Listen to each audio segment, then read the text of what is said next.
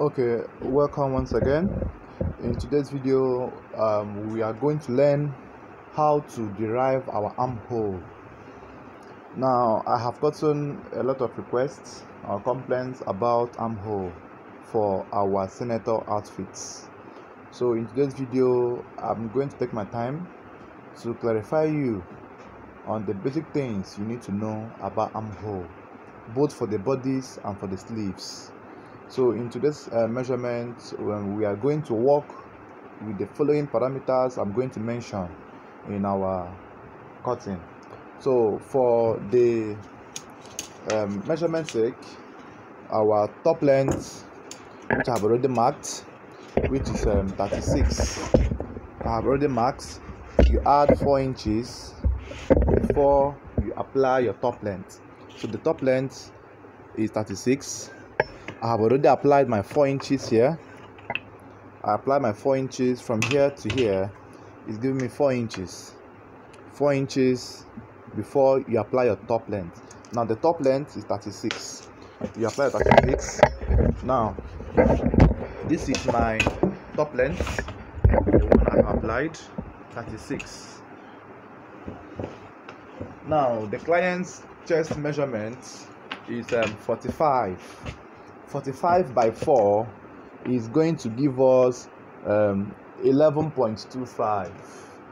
11.25. 45 by 4. So I want to use 11 for his armhole. I told you that the way you draw an armhole is chest by 4. You take the whole number for the armhole. Now bear in mind that armhole for short sleeve and armhole for long sleeve are not the same. There are two different factors. Now if it was to be a long sleeve, you will minus 1 from the armhole, from the chest division, and take the answer as your armhole. But because this is for short sleeve and he is an elderly man, that's why I'm using 11 for his chest of 45. 45 by 4 is giving me 11.25. So I'm taking at 11. You mark 11 because the armhole. Now you extend the line, as you have seen. I'm extending the line.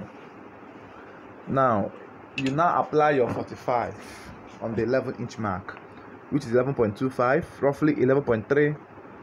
So 11.3 you mark.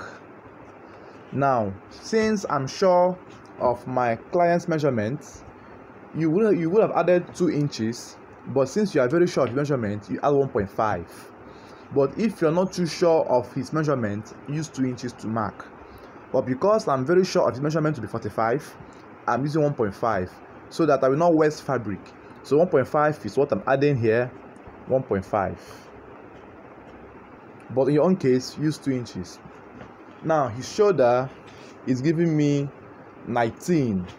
19 by 2 is 9.5. Now 9.5, remember I told you you will add 0.3 to it for joining of the sleeves. So 9.5 plus 0.3 is giving me 9.8.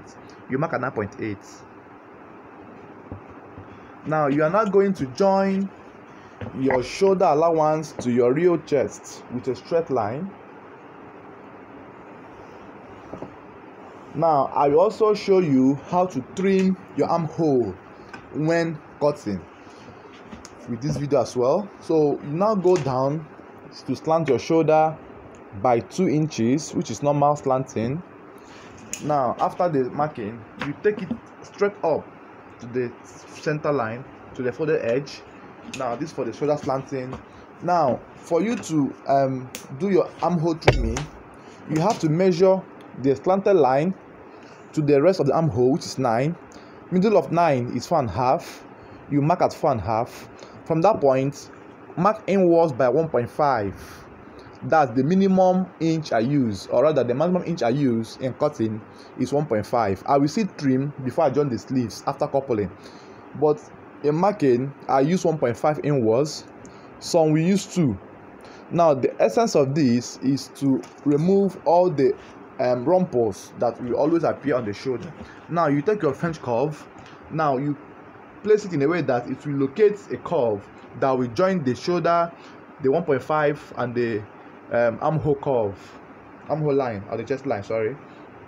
Now you join with a curve. Now this forms your armhole curve for the top. Now you go to your neck. Now the neck is 19. So I told you in my previous videos that for you to have enough or appropriate neck division, you have to use neck by 6. Whatever answer you get is what you will use for the width measurement. Now after the width measurement, you add 0.5 to it and use it for the depth measurement. So for my client, I'm using 3 inches for him because his neck is wide, 19, 3 inches. But in your own division, I want you to be using neck by 6. Whatever answer you get, you will not use the exact of the answer there. You will use you might not 0.3 because you also add facing to it. So let me get a calculator and divide my neck by 6 and know the answer it will give me. 19 by 6 gave me 3.16. That's 3.2 approximately. But I told you I'm not going to use the exact answer you gave me. I'm going to use a lesser value. So by the time you run your facing, the facing will augment to the final answer. So 3.12 is what, and 3.16 is what you gave me. That is probably 3.2. So I'm using 3 inches here for the width, 3 inches. Now for the depth, I told you need to add 0.5 to it. That's 3.5. But I'm not going to mark at 3.5 exact. I'm going to mark at 3.2. So by the time I run my facing, it will augment to exact 3.5. That's for me to be able to get a perfect neck line. Now you draw it straight. This one as well. You draw it straight. You draw it straight. Now from the intercept, you mark 0.5 inwards. So here is 0.5. So you now join with a curve. From here, you join with a curve. You join with a curve. So you form your neck. Now, from the chest line, you go down by 13 inches. Now, 13 inches down, because his top length is long top, I'm making at 14. I'm marking at 14. So you now take the total value, both the chest and allowance, which is giving me 13.1. You take the total value, apply it on the 14 inches area you mark, 13.1. You mark it there. Now when you mark it here, you join the line here to the allowance of the chest with a straight line. You join it with a straight line. After this straight line, you are done marking your top. So take a good look at this. This is my neckline, and this is how it is. Now I will also want to explain more on this, but if you have any problem, you can come to my WhatsApp or Telegram group and ask your questions. So this is for my top length and the marking I use. So I'm going to cut this now and use this to cut the back. Okay, now as you can see, I have cut the front. Now I have placed it on top of the back and the fabric to cut for the back. Now on the back side, you add 2.5 here, 2.5 here. You add 2 inches this side, 2 inches here, 2.5, 2 inches. Now you draw a straight line. Now on the neck area, your ruler will not be straight, it will be a bit slanted. You tip it off to the back. Now you mark the depth of the neckline as 1.5. Now from there you make your curve. The curve will not be on a straight line.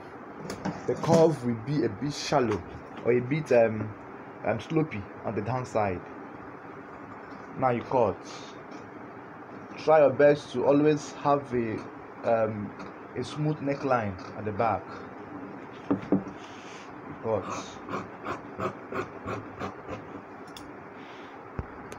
Now I have finished cutting the back. Now after cutting the back, you have to turn it this way to check if the neck of the back and the front are rhyming. If it didn't rhyme, you have to cut off the excesses that will be on the back, this area. You cut it off this way and now have a rhymed back neck with the front neck. This thing is must rhyme for you to have a perfect neckline after sewing your outfit. So this for the bodies. Now I'm going to make another video for the sleeve.